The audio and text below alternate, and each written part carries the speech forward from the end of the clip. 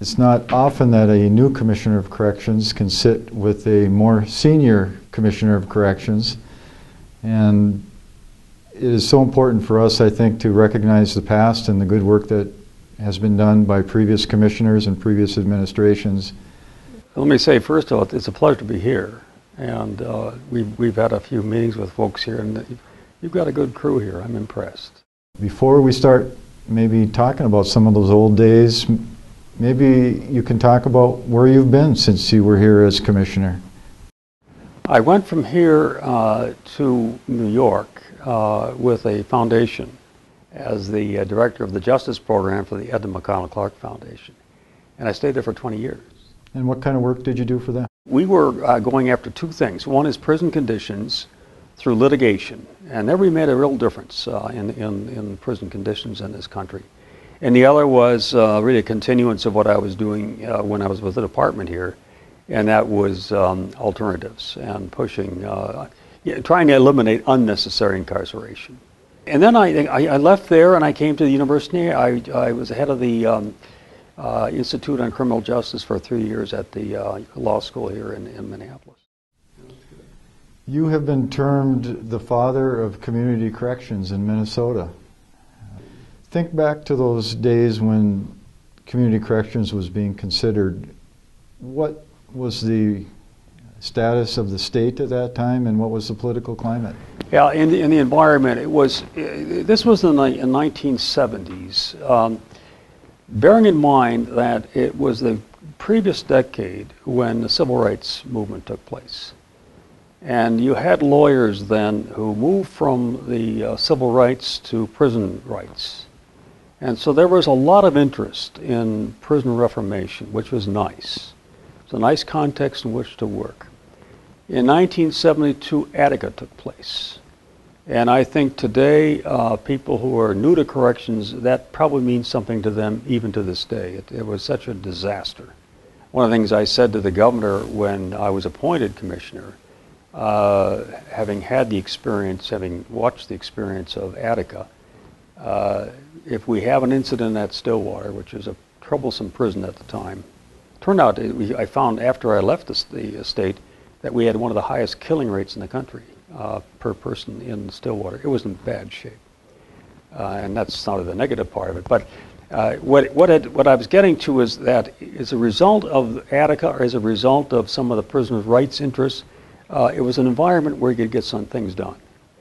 And it was the Community Corrections Act was put together in that environment. And we got pretty good support from the legislature. So the goal ultimately, of course, was to have every county in it. I think the majority of people are in that now. That is where the population centers are.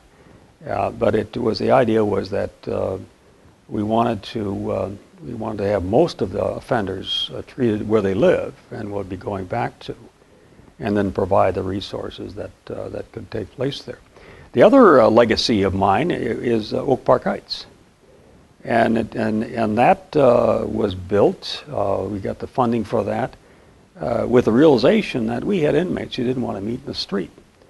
And, or better said, inmates who would not adjust, wouldn't be compliant to a Jimmy Cagney type prison, as Stillwater and St. Cloud both are. And that they needed greater supervision than that and greater containment than that. And that's what we built Oak Park Heights for. So on one hand, I could be accused of being a very liberal individual with the Community Corrections Act, but on the other hand, we built probably the most secure prison in the country. It still is. I know the feds wanted to buy it. We dug out an archive picture of you with a shovel with Governor Perpich, turning some of the first soil for that facility. Building prisons in Minnesota was not all that common, and a bipartisan effort. It was, but it was good. We had good support for that. We did not have a lot of trouble. We did all the planning for not the architectural design, but we put together the program as to what we wanted in that place. So often what you do is you get an appropriation to build a building and the architect puts together the the program. We put it together. It was about an inch thick when we got through, maybe a couple inches. And it described every feature and how it should look. And we were fortunate to get this excellent architect, Paul Silver.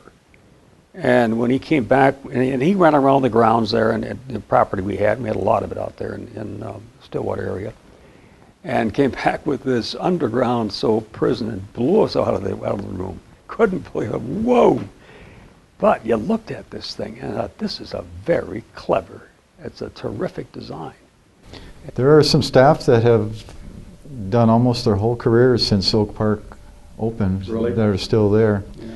When you think back to the qualities of correction staff that you looked for in those early days in terms of management or corrections officers, what did you look for back in those days? And you had some staffing issues. Stillwater was a mess. It really was in trouble. So you got to look for a very good a manager who understands people. And it was it's kind of a nice story because we had this jail inspector who would produce these excellent reports, and you think of them as being always a jail inspector, and so one of these, like 3 o'clock in the morning, you know, my God, we got somebody here who can do an inspection of one of our own facilities.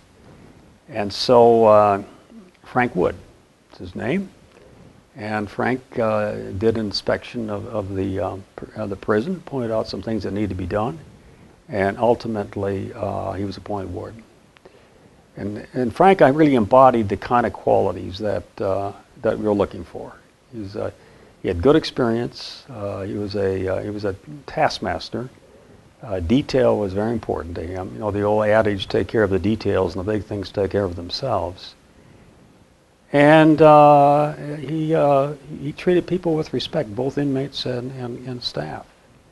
And Stillwater made just a right-hand turn. It was just such a difference. It was a pleasure to go out there.